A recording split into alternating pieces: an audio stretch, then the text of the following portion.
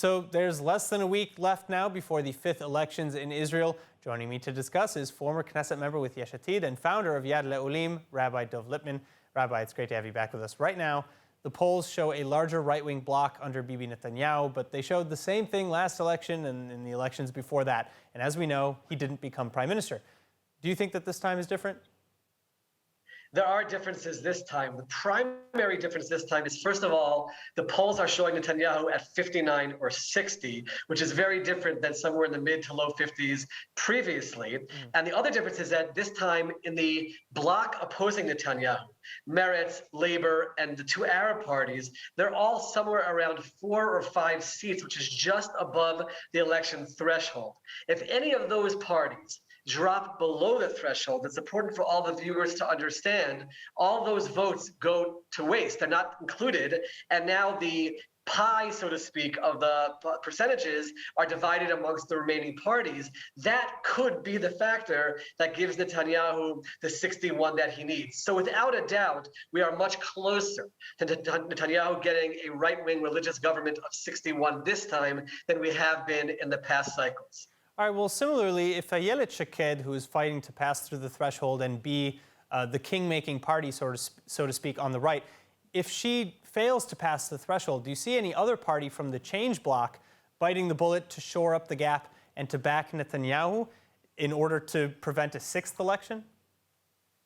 There is a scenario which all sides are denying, but we already learned from the past cycles that pre-election denials don't really mean very much.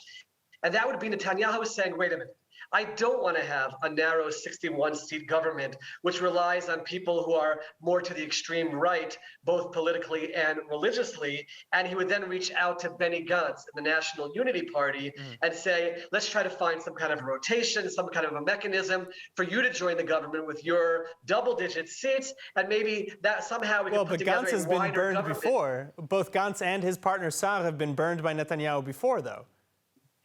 They have, but it could be, I'm just saying it could be that if faced with the prospect of a right-wing, religious, more extreme government, that they would say, for the sake of the country, we'll give up on our election promises and maybe we'll join. That's the only scenario. There's basically 3 scenarios in front of us. One is Netanyahu gets to 61 and just makes that government that way. The other one is he reaches out. The only partner that I could see being Gantz, who could somehow be part of the mix, or that we're headed to our 6th election, which, by the way, as I walk around and talk in political circles, people are already talking about possible dates for that scenario.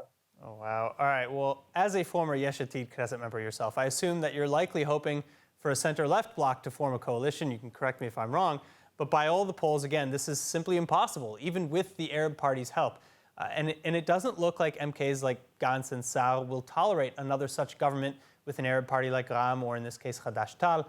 So is another deadlock inevitable? Or again, do you think that the chances are higher that we're going to finish here with fifth elections and have a right-wing government?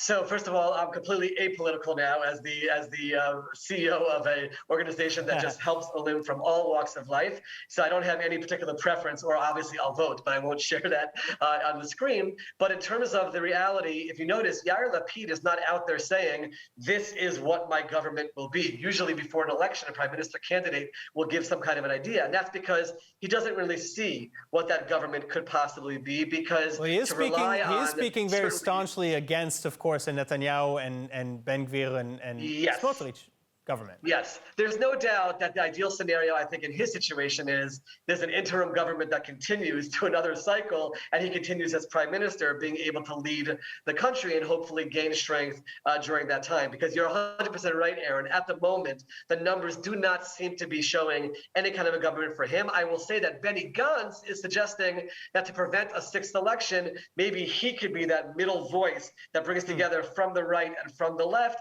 without going to the Arab parties or to the extreme right. But I don't see a scenario where that would happen. I think people would rather just go to that 6th election. But if you're asking me what is the greatest chance of there being a government, it is maybe one of those parties not crossing the threshold on the left, and Netanyahu somehow getting to that magic number of 61. All right, final question. There have been some murmurings that from the Likud that if in the event we go to a 6th election, the Likud might not tolerate backing Netanyahu anymore. But we've heard that in the past. Do you think that there's any credence to that?